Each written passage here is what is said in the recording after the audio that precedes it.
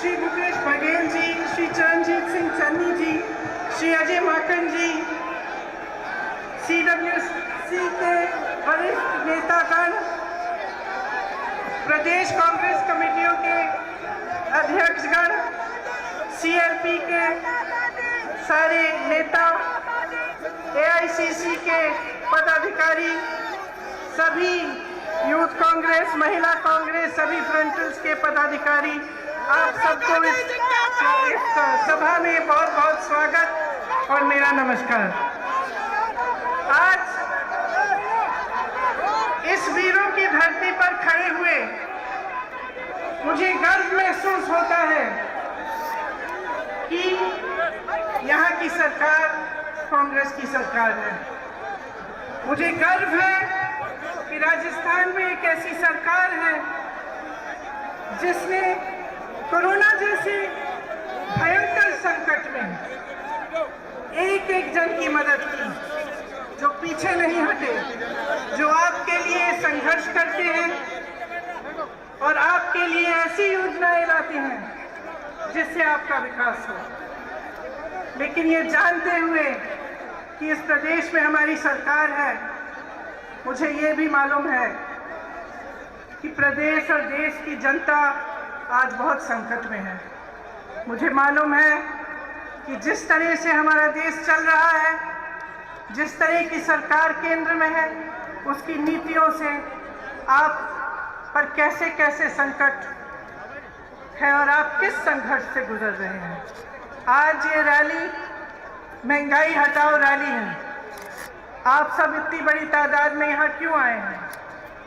आप इसलिए आए हैं क्योंकि आपका जीना मुश्किल हो गया है।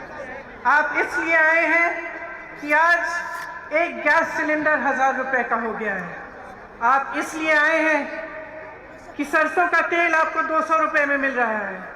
पेट्रोल और डीजल के दाम आसमान छू रहे हैं। आप इसलिए आए हैं क्योंकि आपका रोजाना का जीवन मुश्किल हो गया है और इस संघर्ष में आपकी कोई सुनवाई नहीं है। देखिए, दो तरह की सरकार होती है। एक ऐसी सरकार होती है जिसका लक्ष्य होता है सेवा, समर्पण और पब्लिक से सच्चाई की बात, और एक ऐसी सरकार होती है जिसका लक्ष्य होता है झूठ, लालच और लूट। और आज की जो केंद्र सरकार है वह यही दूसरी तरह की सरकार है। इसे अच्छी तरह से पहचानिए।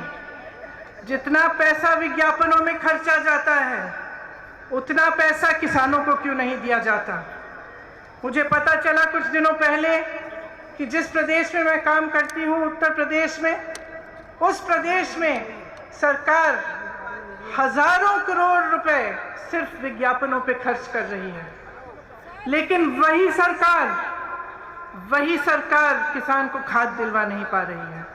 उसी सरकार में एक गांव है जहां मैं 4 ऐसे परिवारों से मिली जिनके मुखिया खाद की लाइन में खड़े खड़े गुजर गए, क्योंकि 2-3 दिनों से खाद वितरण की लाइन में खड़े थे और उनको खाद नहीं मिला। घर नहीं गए, डर था लाइन छोड़ दूंगा तो खाद नहीं मिलेगी, वहीं पे गिर पड़े। मैं ऐसे परिवार से मिलके आई हूं जिनके पति, जिनके सदस्य कुचले गए हैं इसी सरकार के मंत्री के बेटे की जीप के पहियों के तले। मैं उनकी विधवाओं से मिली हूं, उनकी बेटियों से मिली हूं, और मैं जानती हूं उनके मुंह से उन्होंने मुझे बोला कि हमें न्याय चाहिए, लेकिन इस सरकार से हमें न्याय कभी नहीं मिल सकता। कभी नहीं मिल सकता न्याय, क्योंकि इसी सरकार का मंत्री अभी भी हमारे प्रधानमंत्री के साथ मंच पे खड़ा रहता है, जिसके बेटे ने हमारे पति को कुचला, जिसके बेटे ने हमारे बेटे को कुचला। तो जो सरकार केंद्र में है वो निश्चित है कि जनता की भलाई नहीं चाहती, आपके लिए काम नहीं कर रही है। किसके लिए काम कर रही है? स्पष्ट है, पूरी दुनिया देख रही है, पूरा देश देख रहा है कि ये सरकार सिर्फ कुछ गिने चुने उद्योगपतियों के लिए काम कर रही है। कल मैं गोवा में थी। गोवा में एक अनोखी समस्या है, आप चौंक जाएंगे सुनकर, कि एक उद्योगपति के कोयले के लिए ऐसी सुविधाएं बनाई जा रही हैं जो गोवा की जनता को चाहिए ही नहीं। वहां गई, मुझे बताया गया बड़ी बड़ी सड़क बन रही है, किस लिए? उनके यातायात के लिए नहीं, जनता के लिए नहीं, एक उद्योगपति के कोयले को इधर से उधर ले जाने के लिए। जब किसान आंदोलन कर रहे थे, महीनों से बैठे हुए थे दिल्ली के बॉर्डर पे, तो हमारे पर्यटक प्रधानमंत्री अपने घर से निकलकर 10-20 किलोमीटर दूर जहां लाखों किसान बैठे थे वहां नहीं जा पाए। पूरा साल निकल गया, वहां नहीं जा पाए। दुनिया भर में भ्रमण किया, अमेरिका गए, चाइना गए, तमाम देशों में गए, लेकिन अपने दुखी किसानों से बात करने नहीं जा पाए। ये ऐसी सरकार है, समझ लीजिए, जहां पे प्रधानमंत्री पर्यटन में व्यस्त रहते हैं, अपने उद्योगपति मित्रों को एक दिन में हजारों करोड़ रुपए कमाते हैं, उनको कमाने में व्यस्त हैं। और वही सरकार है जिसमें आज इस देश का किसान एक दिन में मात्र 27 रुपए कमा रहा है। समझ लीजिए, आपने अपना विश्वास किस में डाला? जब आपने इनको चुना, आपकी एक आस्था थी, आपकी आशा थी कि देश तरक्की करेगा। उस समय बहुत बड़े बड़े भाषण देते थे कि 70 सालों में कांग्रेस ने कुछ नहीं किया। मैं उनसे पूछना चाहती हूँ, 70 साल की रट छोड़िए, हमें बताइए 7 सालों में क्या किया है। 7 सालों में हमें एक ऐसी संस्था दिखा दीजिए जो आपने बनाई शिक्षा के लिए, हमें एक ऐसा एम्स जैसा अस्पताल दिखा दीजिए। जिस हवाई अड्डे से आपका हवाई जहाज उड़ता है, वो हवाई जहाज भी कांग्रेस ने बनाया। और आज जो भी कांग्रेस ने बनाया, ये सरकार बेचना चाहती है, अपने उन्हीं दोस्तों को बेचना चाहती है। तो देख लीजिए, समझ लीजिए, मैं लंबी चौड़ी बात नहीं करना चाहती, सीधी बात कहना चाहती हूँ, इनकी नीयत क्या है। राजस्थान में एक ऐसी सरकार है जिसकी नीयत सही है, इसीलिए कोरोना आता है, आपकी मदद होती है, आपको मुफ्त इलाज, 5 लाख रुपए का मुफ्त इलाज मिलता है, 1 लाख रोजगार मिलते हैं, क्योंकि सरकार की नीयत सही है। केंद्र में जो सरकार है, जो उनके नेता हैं, जब भी मंच पर आकर आपके सामने बात करते हैं, सच्चाई नहीं करते, सच्चाई नहीं कहते, सिर्फ आपको गुमराह करते हैं। और इसमें मेरी आपसे बहुत बड़ी शिकायत है कि जब जब चुनाव आता है तो आप जवाबदेही नहीं मांगते। जब नेता समझ जाता है और एक राजनीतिक दल समझ जाता है कि देखिए चुनाव आएगा, मैं ऐसी बातें करूंगा जिससे जनता गुमराह हो जाएगी, जातिवाद की बात, सांप्रदायिकता की बात, ताकि जनता मेरे से विकास के बारे में पूछेगी ही नहीं। जब नेता के मन में ये बात बस जाए तो वो काम क्यों करेगा आपके लिए?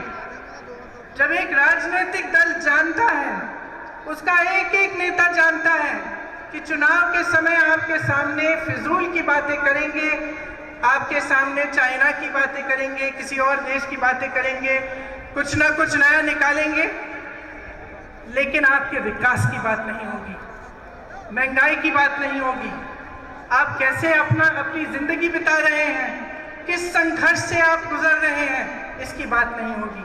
जब उनके मन में ये बसा हुआ है तो वो आपके लिए कभी काम नहीं कर सकते, क्योंकि उनको मालूम है कि वे जवाबदेह नहीं है। मैं सिर्फ आपसे एक चीज मांगूंगी कि आप जागरूक बने और इस भाजपा की सरकार को जवाबदेह बनाएं। इन्होंने क्या किया है आपके लिए, पूछिए। किस वजह से इतनी महंगाई है इस देश में? जब प्रधानमंत्री जी के पास 8,000 करोड़ रुपए है अपना हवाई जहाज खरीदने के लिए, तो किसानों का बकाया क्यों नहीं देते? जब किसान को खाद की जरूरत है तो उसका दाम कम क्यों नहीं करते, उसका दाम बार बार बढ़ क्यों रहा है? जब उनके उद्योगपति मित्र फूल रहे हैं, फल रहे हैं, तो हमारा किसान क्यों रो रहा है, क्यों मर रहा है? पूछिए, ये आपकी जिम्मेदारी है। इस सरकार की एक बहुत बड़ी जिम्मेदारी है आपके प्रति। आपका विकास, आपके देश की तरक्की, आपको आगे बढ़ाना, आपके बच्चों को एक मजबूत भविष्य देना। तो आपकी जिम्मेदारी है कि वो मजबूत भविष्य आप सरकार से मांगे, उनको जवाबदेह बनाएं और खड़े हो जाएं।